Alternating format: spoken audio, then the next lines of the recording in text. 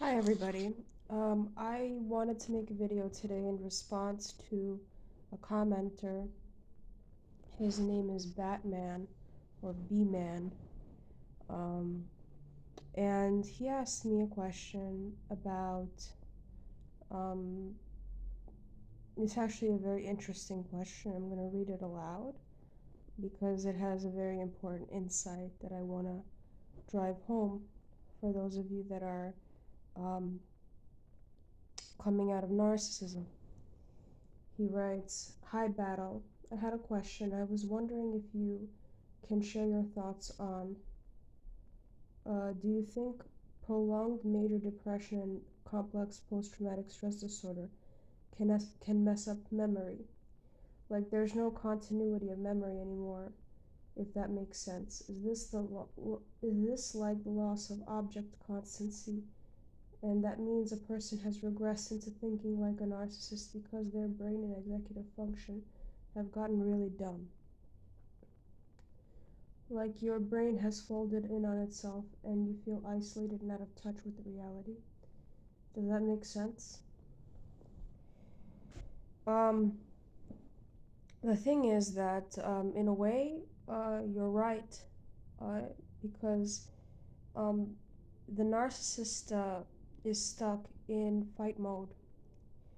Their brain is naturally in fight mode because that's the only thing that they believe. They don't consciously necessarily believe this, but that's the only coping strategy that they have to get through life is being in a constant state of fight. So they believe that people are always trying to deceive them, that people have nothing of value to offer them, no good advice, no nothing, and are generally not well meaning towards them. They don't differentiate between good or bad people. They just see humanity as it's almost like a game for them. They think it's either me or it's this person. And they're like that with whoever they meet. And I know this personally because I was trained um, in this sort of, well, it's either her or you. It's either this person or that person. There can't be two winners in a game for them.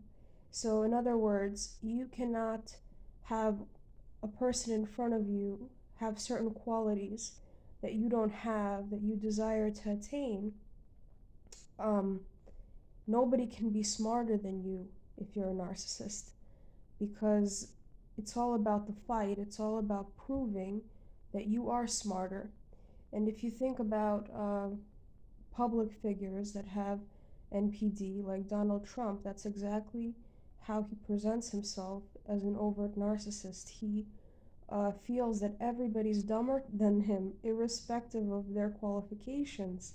Like they could be like Dr. Fauci and be so intelligent and so smart and very learned in a particular field, like disease control, and Donald Trump will still go in front of an audience and say that Dr. Fauci is the stupidest person, and that that Donald Trump knows everything about the coronavirus. That's the sort of the level of narcissism that they have, in that there can only be one winner, and it's always them. And if they're in a position of power or authority, people fall into the trap of believing them only by virtue of them being a figure of authority. Because after all, the president of the United States can't have our worst interests in mind, because then we're screwed, right? But that is narcissism. They don't care about the objective reality. They're in fight mode. They need to prove that they are right. They need to win every single battle. Everything is a war to them. So, in that sense, what they do is they put a person into that sort of reptilian brain of survival. And sometimes that's why you think, well, maybe I'm a narcissist, because when you first come out of NPD, you're like in a fogged state, and you hate narcissists. You want them to burn in hell, and you want their head to be ripped off.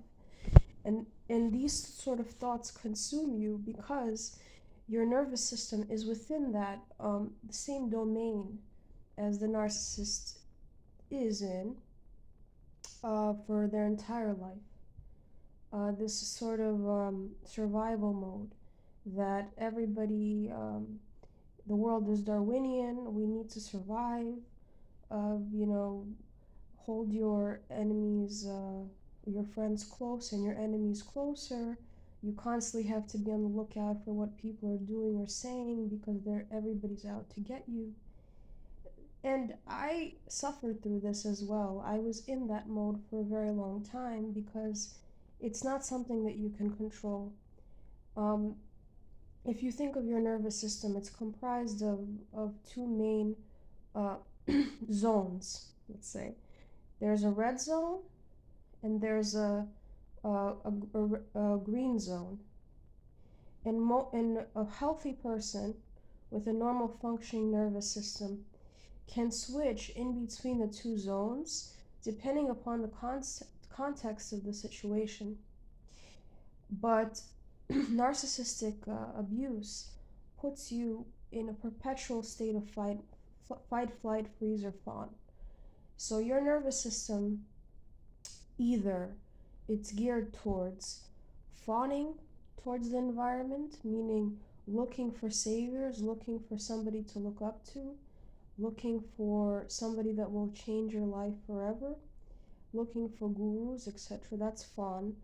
Freeze is when you can't function, when you get up every day and you feel like you're in an iceberg, like you can't get out of that iceberg, you can't plan ahead, you can't look past into the past without feeling stuck, and as if the past is so important and so pivotal that you have to be there because you're stuck in it. And then there's flight mode, when you're constantly on the go.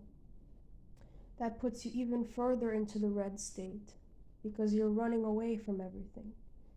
Eventually, your nervous system, your parasympathetic nervous system, which is the green zone, will shut off. Will say, you know what, we need to be here, and then you won't be able to function. So your nervous system is out of balance, and that is the cause of all of these symptoms of narcissistic abuse. It's called sympathetic dominance. Sympathetic means uh, that you're on high alert, you're hypervigilant, you're ready to go, but you're ready to go in a bad way because you see threats everywhere. You are so far into the red zone that you can't read social context anymore. You can't understand that there are many people in this world that do not want to harm you and are actually trying to help you out or want to communicate with you in a pro-social way. Um, so yes, in that sense, you could say that when you're first coming out of narcissism, you can have some traits of narcissism because the dysregulated nervous system makes you want to preserve yourself before anything else, and and it's like being in a state of in survival mode, essentially. And this is very, first of all, it's very bad for your health. Chronic hyperarousal creates anxiety symptoms, creates depression, creates fatigue over time. Your adrenal glands are pumping cortisol 24/7 because it's like being on autopilot. It's like a plane, right? Lifts off and goes like this, and you're in this kind of stalled state where you can't change direction, where you can't go up or down, or you can't reason with your frontal lobe. Because when you're in a state of constant fight or flight, freeze, and fawn, the thinking function of your brain goes offline because your brain is plastic. In other words, if your main if your nervous system is signaling to your brain that we need to survive, we need to run from bears, we need to adjust to the environment so that we can survive, um, the resources of your nervous system are literally putting the other parts of your brain offline. You have a shrinking hippocampus. Hippocampus is responsible for working memory. That's why you have memory loss. So think of it in terms of resources. Your resources are very scarce in the areas of your brain that are thinking about the future, that are projecting what you want to do in the future, are projecting what you're doing now, because you're so threatened by the environmental cues 24/7, 7 days a week, 365 days a year. And people do not understand that this is an involuntary state. They think that you can just like snap like they do, because they're not in survival and they don't understand. So they think that you could just snap and redirect your attention towards what's going on in the here and now. But that is not the case when you're coming out of narcissism, because and this is it's an ethical question as well from the point of view of society, because a lot of people that have been abused by narcissists have been primed since childhood. So they have been in hyperarousal since childhood. And when you come into society, the narcissists in society see you as a good target for them, because they understand just by looking at you. They sense it on their sensory system perceives you as a good target, because they see that you're in a sympathetic dominant state, that you're depressed, that you're anxious, that you don't know what you're doing tomorrow, that you don't have concrete plans, that you don't have concrete preferences, because they look at you and they see the physiological chemistry that is underlying your depression and your anxiety, because they've been primed. They've been practicing that since childhood. They've been practicing kind of seeking out people that don't know where they're going in life, that have a sort of that have been primed to adjust to their dysfunctional environment. So children of alcoholics, children of bipolar parents, children of schizophrenics, these sorts of family legacies create a perfect setup for future narcissism, because they are looking for people that are disoriented, that that um that are that can fall into that state of sympathetic dominance more easily than other people that have had a lot of structure in their lives leading up to adulthood. But the good news is that your brain can change. This is what people don't understand, because years ago, 20 or 30 years ago, people were saying that the brain is not plastic, and that um, brain changes are impossible, that you can't rethink how uh, you know, rethink how your brain is wired. And in this day and age, we are finding out the exact opposite is true. That for, you can prime your brain to be stable, more stable in your environment. You can create a stable environment in the here and now to countervail the effects of the dysfunction that you've had earlier on. And that means that you can go further into the green zone, into the pro-social side of your nervous system, because within the rest, digest, reproduce state, you want to talk to people. You find people fascinating. You want to know how somebody's day was. You want to know that you believe that they want to know how your day was. So it's exactly the opposite system that the narcissist is stuck in, and it's the system that the narcissist wanted you to not be in. Because if you dealt with narcissists from an early age, you've noticed that they always isolate you from pro-social people that are smiley, that are all, giddy and excited about you, because they want you to believe that people are fundamentally bad, and people are fundamentally snakes, and that's because that's the only thing that they see in people, that everybody's out to get them. And they try to prime you to have exactly the same position, um, that in the end everybody's trying to get one over on you. And don't get me wrong, it's very difficult to break this cycle in adulthood. Like I still struggle with it.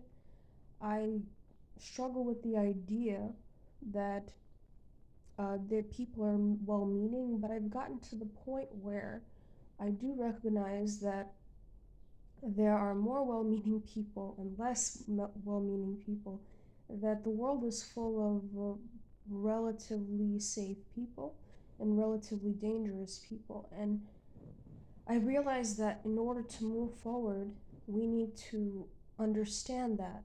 We need to understand um, that we need to look for people that are in the green zone, that are not in the red zone, as far as the nervous system goes, because those are the people that we can learn from and that can prime us to function better uh, within society, if that makes any sense. So, for example, in my own life, I've surrounded myself with people that love dogs. Like, my vocation right now is dog care. So I know that dog people are the nicest people in the world, because in my mind, if you love animals, then that is a very good sign. If you're attached to dogs, then you have a uh, your pro-social centers, your mammalian brain is online. And actually, it was a good way to ungaslight myself out of thinking that I am a narcissist, because I cannot possibly be a narcissist if I love dogs as much as I do, because the two are not compatible. Um, if you have a love for mammals, if you have an attachment towards dogs and cats, and you want them to be, safe with you, and you want them to be happy, then that is a sign, a very clear sign, that you're not antisocial. I had a client once in a law firm that threw her Maltese out of a window of a speeding car and fractured its skull. And I fucking hated her. I wanted to rip her head off. that's a that's me in the red zone, right, of the nervous system, where I wanted to rip her head off. But that is a sign to me, that protective instinct is a sign to me that I am attached to mammals. And so, yes, I agree with you that working memory is affected.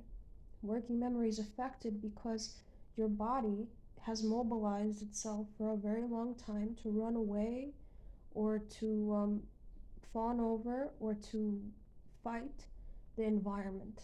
The environment was so threatening to you for so long that that has become your default.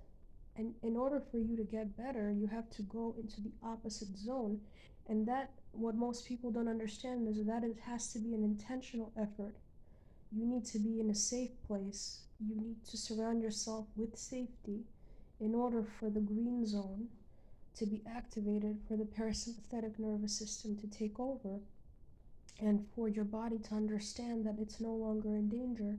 That's why I recommend you get the Nirvana Zen, because it's a very good device for activating the parasympathetic nervous system without really going into intentional um, things like meditation or running. It can be very hard for people that are immobilized by narcissism to meditate, because their brain is constantly racing because you need to basically get a device that puts you into that zone so your body and your nervous system can understand that there is an alternative to how you feel. And when you're incentivized by by the reality of that alternative, your brain and your nervous system will naturally want to go there, if that makes sense, because that will become your new default. But it takes effort, it takes intention. There's no point of regurgitating the stories about narcissism because that's a script. And while it's useful to avoid these sorts of individuals in the future, and while you've kind of cultivated a knowledge of how they operate, which is very useful, you will not get your body out of hyperarousal or the red zone without effort, without like a change of habit and a change of preferences, if that makes sense. You can't afford to play video games anymore. You can't afford to go on YouTube and just surf random videos like I did for a very long time. You can't afford a lot of the things that you used to be able to afford because what most people don't understand is that you're trying to take yourself out of the red zone completely, or it's not possible to take, like, you don't want to do it completely because um there are threats out there. Like, you're going to encounter other narcissists, but if you go into the green zone, your bounce back, like sort of your window of tolerance is going to widen, and you're going to be able to not be triggered by your environment as often if you practice habits that put you in the green zone, if that makes sense. It's like a muscle. It's like if you haven't worked out your tricep muscle for 10 years, it's a very weak muscle, and your bicep is very strong. But if all of a sudden you make a conscientious effort to only flex your tricep, yes, your bicep is still active, but that tricep muscle is going to be more active more of the time, if that makes sense. So I'm going to talk about some supplements that you could take to take yourself out of the red zone in the next video.